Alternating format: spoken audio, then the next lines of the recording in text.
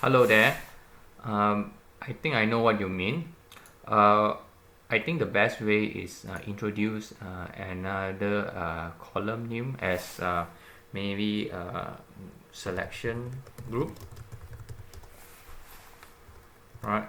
So whenever you filter something, right? Let's say L, right? You look through the list, right?